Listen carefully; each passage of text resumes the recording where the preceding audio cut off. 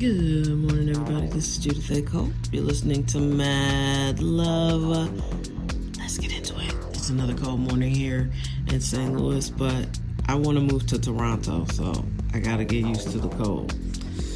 Anyway, I just listened to a video where Kash Patel, somebody is whistleblowing on him for tying up FBI jets, keeping them from going to the mass shooting in Rhode Island because he was using one of the jets to visit his parents in Florida, and he had to put a lockdown on the other jet, and I'm not sure what happened to the third one. So the funny thing is, I remember Kash Patel. I think I even said, "Oh, this guy sounds normal.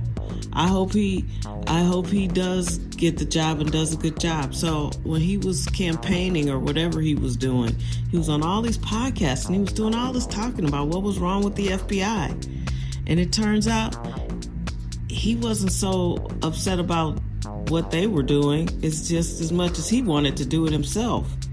He sold a lot of woof tickets. Apparently that was the brand of this administration, to just sell woof tickets. And when I was growing up, woof tickets were really big on the basketball court. It was always somebody who talked all this shit. They could do all these things. They were magical, and they were going to just destroy everybody, and they were the best basketball player you ever saw. And then they would get on the court and tank or be terrible, or they weren't that good. And it's like, oh, you just selling woof tickets. Okay. And so you can say that's true for the entire Trump administration 2 years in, right? They sold a lot of woof tickets. They were going to uncover so much stuff, and people really believe them. But being in politics now is just a big ticket item. It's like going to the theater. I've seen this movie before. I've seen the movie where the politician just says they're going to do all these things and they're going to make all these promises, and then they do very little of it or do some of it very poorly, and then they just sort of like blow smoke in people's faces, and most people won't dig too deep.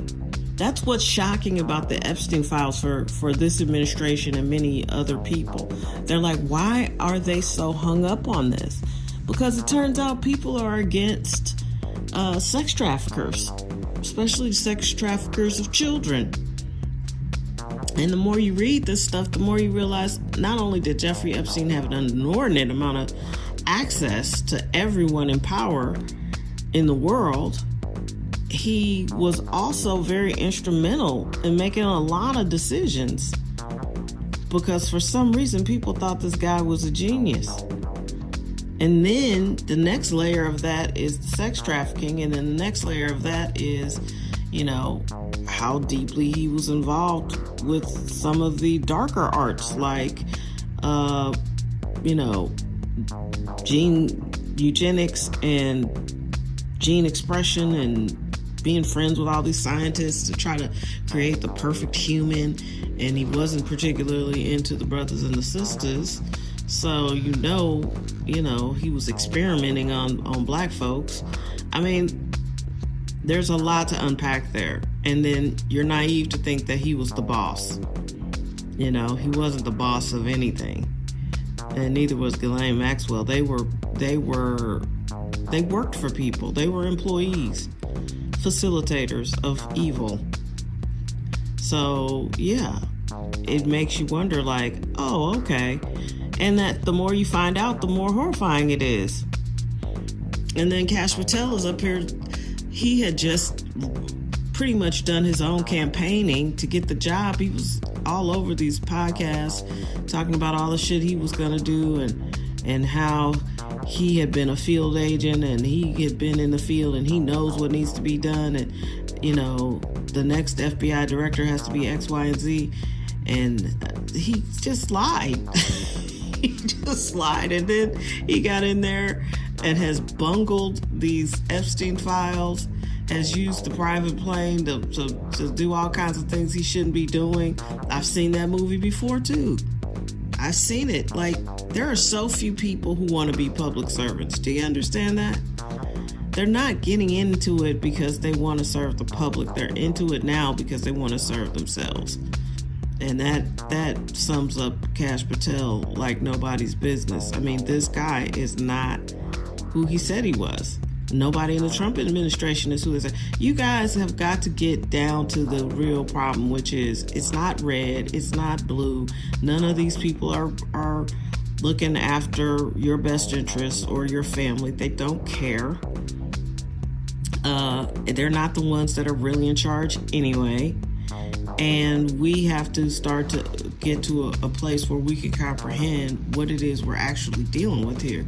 Everybody has told us a whole bunch of lies. That's clearly true.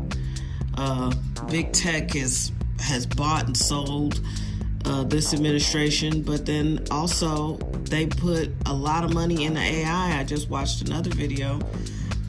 I've watched several videos about how this is not doing what they thought it was going to do, which I think I said. And they bought all of this. They put $3 trillion into it, and AI can't really become what they've promised. You know, it's not doing the things they said it would do. Where it is right now is very productive and very helpful for people who know how to use it. But this stuff that they've talked about where it's going to just take over all the jobs and it's going to be able to do all this stuff, test after test, it fails.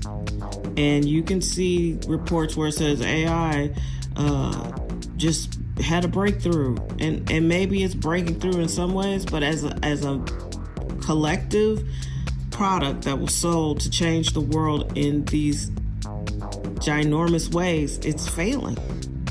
And I thought that it would. As soon as I read the first article where they don't have enough resources, I was like, oh, well, it's never really going to become what they sold. And Sam Altman is known for being a snake oil salesman. He's known for saying, hey, I have 50,000 users of this app, and he really had 500. And as a person who builds apps, 500 people is nothing to sneeze at, but it doesn't make your company worth $100 million. You see what I'm saying? Like, so these people will say anything. And I've seen that movie too. I've seen the movie where a person had little power, they get some power, and they'll just say anything. They're not truthful in most of their interactions. I've seen that movie. That person is a scary person to me, because if you'll just say anything to me, that means you'll just say anything to anybody at any time to get what you want. And that doesn't necessarily make you right. You might be asking for something that's to the detriment of everybody else. I mean, I've seen this before. I've seen the tiniest amounts of power corrupt people. And it's sad and it's a little scary. And everybody in politics, whether they want to be a politician, whether they like being a politician, whether they're just working behind the scenes, whatever, they're selling you woof tickets, because 99% of them are corrupt already. And I hate to be that cynical, but I've seen it for myself. You know, you think you're about to get a breath of fresh air, and it's the same old stale old bullshit of somebody getting an erection because they have a little bit of power.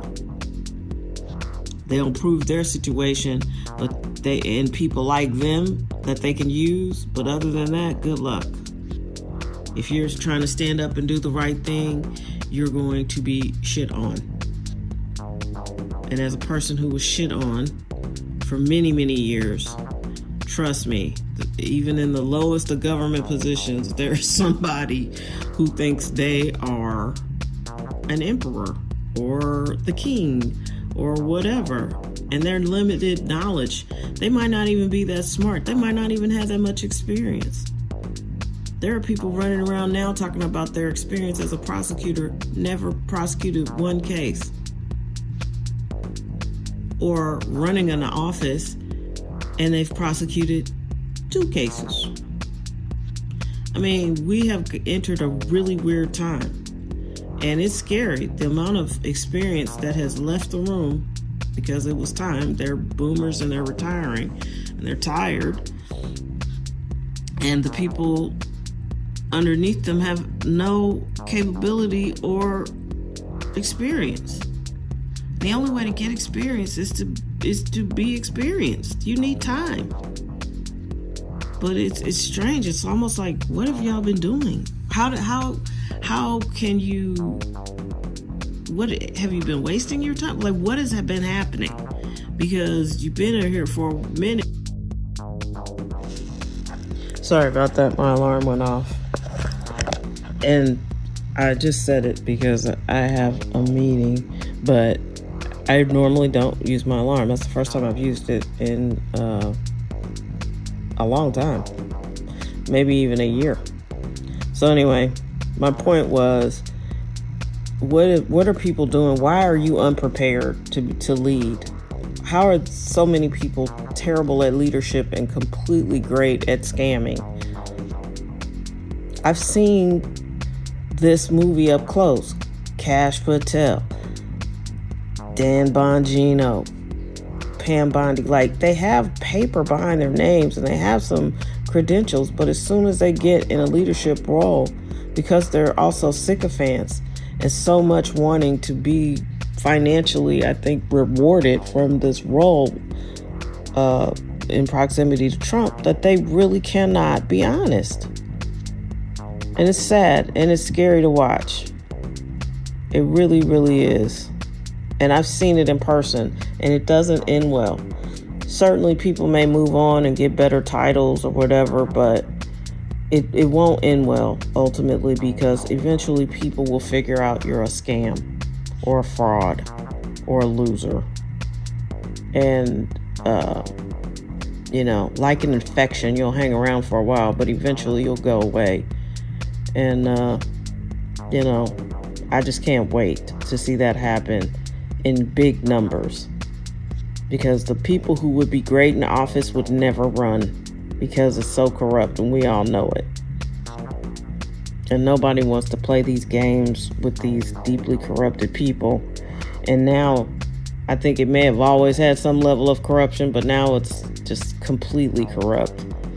Even these little municipalities, there's some crazy corruption scheme going on in Ohio. There's some crazy corruption scheme going on. Some lady who was doing crazy stuff with the PPP loans, she's going to prison.